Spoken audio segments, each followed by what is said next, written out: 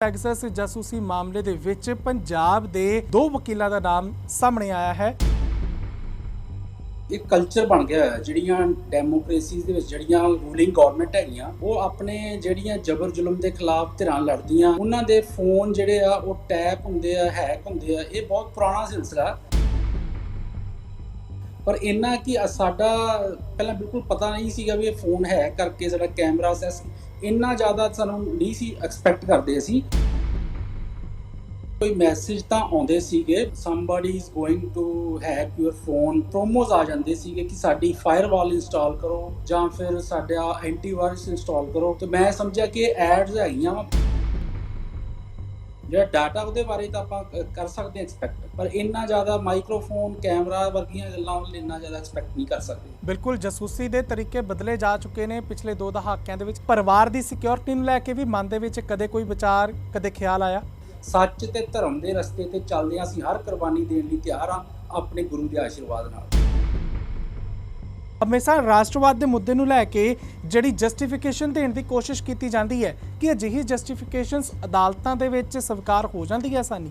ਜਿਸ ਤਰ੍ਹਾਂ ਜਿਹੜੇ ਆਪਣਾ ਰਾਜੇ ਦੇ ਕਹਿਣ ਤੇ ਕਾਜੀ ਫਤਵੇ ਲਾਉਂਦੇ ਸੀਗੇ, ਗੁਰੂਆਂ ਦੀ ਸ਼ਹੀਦੀ ਤੇ ਵੀ ਫਤਵੇ ਉਹਨਾਂ ਨੇ ਲਾਏ। ਇਸੇ ਤਰੀਕੇ ਨਾਲ ਇਹ ਜਿਹੜੀ ਜੁਡੀਸ਼ਰੀ ਆ ਅੱਜ ਕੱਲ੍ਹ ਦੀ ਹਾਇਰ ਜੁਡੀਸ਼ਰੀ, ਸਾਰੀ ਜੁਡੀਸ਼ਰੀ ਜਿਹੜੀ ਆ ਉਹ ਸਟੇਟ ਦੇ ਕਹਿਣ ਤੇ ਐਕਟ ਕਰਦੀ ਆ। ਸਟੇਟ ਸਿਕਿਉਰਿਟੀ ਨੂੰ ਲੈ ਕੇ ਵੀ ਇਸ਼ੂ ਬਣਾਇਆ ਜਾਂਦਾ ਹੈ, ਤਦ ਵੀ ਸਰਕਾਰ ਆਪਣਾ ਪੱਖ ਪੂਰੇ ਤਰੀਕੇ ਦੇ ਨਾਲ ਸਾਹਮਣੇ ਰੱਖਤਾ ਦਿੰਦੀ ਹੈ ਤੇ ਲੋਕਾਂ ਨੂੰ ਜਿਨ੍ਹਾਂ ਨੂੰ ਰਾਸ਼ਟਰਵਾਦ ਦੇ ਨਾਮ ਦੇ ਉੱਤੇ ਉਕਸਾਇਆ ਪਹਿਲਾਂ ਹੀ ਜਾ ਚੁੱਕਿਆ ਉਹ ਤਾਂ ਸਟੇਟ ਦੀ ਗੱਲ ਆਪੇ ਹੀ ਮੰਨਣਗੇ। ਅਕਾਲ ਚੈਨਲ ਨੂੰ ਸਬਸਕ੍ਰਾਈਬ ਕਰੋ, ਨਵੀਂ ਵੀਡੀਓਜ਼ ਦੀ ਨੋਟੀਫਿਕੇਸ਼ਨ ਦੇ ਲਈ ਬੈਲ ਆਈਕਨ ਨੂੰ ਕਲਿੱਕ ਕਰਨਾ ਨਾ ਭੁੱਲਣਾ। ਪੈਗਸਸ ਮਾਮਲਾ ਜਿਸ ਤਰੀਕੇ ਦੇ ਨਾਲ ਪੂਰੇ ਭਾਰਤ ਦੇ ਵਿੱਚ ਭਖਿਆ ਹੋਇਆ ਹੈ, ਵਿਰੋਧੀ ਧਿਰਾਂ ਦੇ ਵੱਲੋਂ ਇਹੀ ਮੰਗ ਕੀਤੀ ਜਾ ਰਹੀ ਹੈ ਕਿ ਸੰਸਦ ਦੇ ਵਿੱਚ ਬਹਿਸ ਦਾ ਸਮਾਂ ਨਹੀਂ ਦਿੱਤਾ ਗਿਆ ਸਰਕਾਰ ਦੇ ਵੱਲੋਂ। ਭਾਰਤ ਦੇ ਵਿੱਚ ਕੁੱਲ 300 ਲੋਕਾਂ ਦੇ ਨਾਮ ਇਸ ਸੂਚੀ ਦੇ ਵਿੱਚ ਸਾਹਮਣੇ ਆਏ। ਜਿਹੜੀ ਕੰਪਨੀ, ਜਿਹੜੀ ਸੰਸਥਾ ਇਜ਼ਰਾਈਲ ਦੀ ਸੀਗੀ, ਉਸਨੇ ਕਿਹੜੇ ਚਿਹਰੇ ਸੀਗੇ ਉਹ ਸਾਹਮਣੇ ਆਣੇ ਹੁਣ ਸ਼ੁਰੂ ਹੋ ਗਏ ਨੇ ਜੋ ਭਾਰਤ ਸਰਕਾਰ ਦੀ ਸੂਚੀ ਦੇ ਵਿੱਚ ਜਾਂ ਭਾਰਤ ਦੇ ਵਿੱਚ ਭਾਜਪਾ ਜਾਂ ਭਾਰਤ ਦੇ ਵਿੱਚ ਕਿਸ ਤਰੀਕੇ ਦੇ ਨਾਲ ਇਸ ਪੂਰੇ ਨੈਟਵਰਕਿੰਗ ਦੀ ਵਰਤੋਂ ਹੋਈ। ਦ ਵਾਇਰ ਦੇ ਵੱਲੋਂ ਜਿਸ ਵੇਲੇ ਖਬਰ ਛਾਪੀ ਗਈ ਉਸ ਤੋਂ ਕੁਝ ਸਮਾਂ ਪਹਿਲਾਂ ਹੀ ਜਾਣਕਾਰੀਆਂ ਪਹੁੰਚ ਗਈਆਂ ਸੀ। ਸਾਡੇ ਨਾਲ ਪੰਜਾਬ ਦੇ ਵਿੱਚ ਜਿਹੜੇ ਵਕੀਲ ਇਸ ਸੂਚੀ ਦੇ ਵਿੱਚ ਸੀਗੇ ਉਹ ਸਾਡੇ ਨਾਲ ਲਾਈਵ ਜੁੜੇ ਹੋਏ ਨੇ। ਸਰਦਾਰ ਜਗਦੀਪ ਸਿੰਘ ਰੰਧਾਵਾ ਦਾ ਸਵਾਗਤ ਕਰਦੇ ਹਾਂ ਤੇ ਧੰਨਵਾਦ ਵੀ ਕਰਦੇ ਹਾਂ ਸਮਾਂ ਦੇਣ ਦੇ ਲਈ। ਜਗਦੀਪ ਸਿੰਘ ਜੀ, ਸਵਾਗਤ ਹੈ ਤੁਹਾਡਾ ਅਕਾਲ ਚੈਨਲ ਤੇ। ਵਾਹਿਗੁਰੂ ਜੀ ਕਾ ਖਾਲਸਾ, ਵਾਹਿਗੁਰੂ ਜੀ ਕੀ ਫਤਿਹ। ਵਾਹਿਗੁਰੂ ਜੀ ਕਾ ਖਾਲਸਾ, ਵਾਹਿਗੁਰੂ ਜੀ ਕੀ ਫਤਿਹ। ਦਰਸ਼ਕਾਂ ਨੂੰ ਅਸੀਂ ਜਾਣਕਾਰੀ ਦੇ ਦਈਏ ਕਿ ਪੈਗਸਸ ਜਾਸੂਸੀ ਮਾਮਲੇ ਦੇ ਵਿੱਚ ਪੰਜਾਬ ਦੇ 2 ਵਕੀਲਾਂ ਦਾ ਨਾਮ ਸਾਹਮਣੇ ਆਇਆ ਹੈ ਕਿ ਉਹਨਾਂ ਦਾ ਵੀ ਹੋ ਸਕਦਾ ਹੈ ਫੋਨ ਟੈਪ ਕੀਤਾ ਗਿਆ ਹੋਵੇ, ਸੁਣਿਆ ਗਿਆ ਹੋਵੇ। ਕਿਸ ਤਰੀਕੇ ਦੇ ਉਹ ਕੇਸਿਸ ਲੜ ਰਹੇ ਨੇ, ਆਪਣੀ ਪੈਰਵਾਈ ਕਰਨ ਤੋਂ ਪਹਿਲਾਂ ਕੀ ਕੁਝ ਤਿਆਰੀ ਹੁੰਦੀ ਹੈ, ਇਹ ਸਾਰੀਆਂ ਚੀਜ਼ਾਂ ਸੰਭਾਵਕ ਤੌਰ ਦੇ ਉੱਤੇ ਨੇ ਕਿ ਕੁਝ ਨਾ ਕੁਝ ਜਾਸੂਸੀ ਦੇ ਮਾਮਲੇ ਦੇ ਵਿੱਚ ਜੇਕਰ ਨਾਮ ਸਾਹਮਣੇ ਆਇਆ ਤਾਂ ਜਾਸੂਸੀ ਹੋਈ ਵੀ ਹੋਵੇ। ਜਗਦੀਪ ਸਿੰਘ ਰੰਧਾਵਾ ਸਾਹਿਬ ਦਾ ਅਸੀਂ ਇਸ ਵੇਲੇ ਪ੍ਰੋਗਰਾਮ ਦੇ ਵਿੱਚ ਸਮਾਂ ਲੈਣਾ ਇਸ ਕਰਕੇ ਜ਼ਰੂਰੀ ਸਮਝਿਆ ਕਿਉਂਕਿ ਜਾਣਨ ਦੀ ਕੋਸ਼ਿਸ਼ ਉਹਨਾਂ ਤੋਂ ਹੀ ਕਰਦੇ ਹਾਂ ਇਹ ਪੂਰਾ ਮਸਲਾ ਉਹਨਾਂ ਤੱਕ ਕਿਵੇਂ ਤੇ ਕਦ ਸਾਹਮਣੇ ਆਇਆ। ਦ ਵਾਇਰ ਨੇ ਅਖਬਾਰ ਦੇ ਵਿੱਚ ਜਿਸ ਵੇਲੇ ਖਬਰ ਛਾਪੀ ਉਸ ਵੇਲੇ ਕੁਝ ਚੁਣਿੰਦਾ ਨਾਮ ਰੰਧਾਵਾ ਸਾਹਿਬ ਸਾਹਮਣੇ ਸੀਗੇ, ਲੇਕਿਨ ਕੀ ਤੁਹਾਨੂੰ ਪਹਿਲਾਂ ਹੀ ਜਾਣਕਾਰੀ ਸੀ ਕਿ ਪੰਜਾਬ ਤੋਂ ਵੀ ਕੁਝ ਨਾਮ ਹੋ ਸਕਦੇ ਨੇ ਸਾਹਮਣੇ? ਜਿਵੇਂ ਤੁਸੀਂ ਦੱਸਿਆ ਕਿ ਹਾਂ ਇਹ 1.5-2 ਮਹੀਨੇ ਦਾ ਸਮਾਂ ਹੋ ਗਿਆ ਜਦ ਸੰਸਥਾ ਦੇ ਵੱਲੋਂ ਤੁਹਾਨੂੰ ਸੰਪਰਕ ਕੀਤਾ ਗਿਆ ਸੀ। ਹਾਂਜੀ, ਦੇਖੋ ਇਹ ਇਸ ਤਰ੍ਹਾਂ ਜੀ ਮੈਂ ਪਹਿਲਾਂ ਮੈਂ ਐਕਸਪੈਕਟ ਕਰਦਾ ਸੀ ਕਿਉਂਕਿ ਇੱਕ ਕਲਚਰ ਬਣ ਗਿਆ ਹੈ ਜਿਹੜੀਆਂ ਡੈਮੋਕ੍ਰੇਸੀਜ਼ ਦੇ ਵਿੱਚ ਜਿਹੜੀਆਂ ਰੂਲਿੰਗ ਗਵਰਨਮੈਂਟ ਹੈਗੀਆਂ ਉਹ ਆਪਣੇ ਜਿਹੜੀਆਂ ਜ਼ਬਰ ਜ਼ੁਲਮ ਦੇ ਖਿਲਾਫ ਧਿਰਾਂ ਲੜਦੀਆਂ, ਜਿਹੜੀਆਂ ਉਹ ਹਿਊਮਨ ਰਾਈਟਸ ਲਈ ਕੰਮ ਕਰਦੀਆਂ, ਜਿਹੜੇ ਪੋਲੀਟੀਕਲ ਐਕਟਿਵਿਸਟ ਨੇ ਉਹਨਾਂ ਦੇ ਫੋਨ ਜਿਹੜੇ ਆ ਉਹ ਟੈਪ ਹੁੰਦੇ ਆ, ਹੈਕ ਹੁੰਦੇ ਆ। ਇਹ ਬਹੁਤ ਪੁਰਾਣਾ ਸਿਲਸਿਲਾ ਔਰ ਇੱਥੋਂ ਤੱਕ ਕਿ ਜਦੋਂ ਸਰਦਾਰ ਜਸਵੰਤ ਸਿੰਘ ਖਾਲੜਾ ਹੁੰਦੇ ਸੀ ਉਹ ਆਪਣੇ ਕੇਸਾਂ ਦੀ ਪੈਰਵਾਈ ਕਰਦੇ ਸੀਗੇ ਉਦੋਂ ਉਹਨਾਂ ਦਾ ਲੈਂਡਲਾਈਨ ਫੋਨ ਵੀ ਟੈਪ ਹੁੰਦਾ ਸੀਗਾ।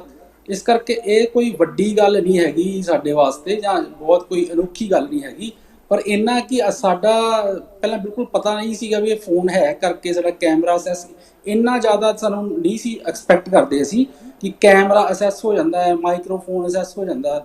ਇਹ ਸਾਨੂੰ ਸੁਣ ਕੇ ਥੋੜ੍ਹਾ ਜਿਹਾ ਲੱਗਾ ਕਿ ਇੱਥੋਂ ਤੱਕ ਟੈਕਨੋਲੋਜੀ ਜਿਹੜੀ ਆ ਉਹ ਆ ਗਈ ਹੋਈ ਤੇ ਇਹੋ ਜਿਹੇ ਹਥਿਆਰ ਜਿਹੜੇ ਗੌਰਮੈਂਟ ਆ ਉਹ ਸਾਡੇ ਖਿਲਾਫ ਵਰਤ ਰਹੀ ਹੈ।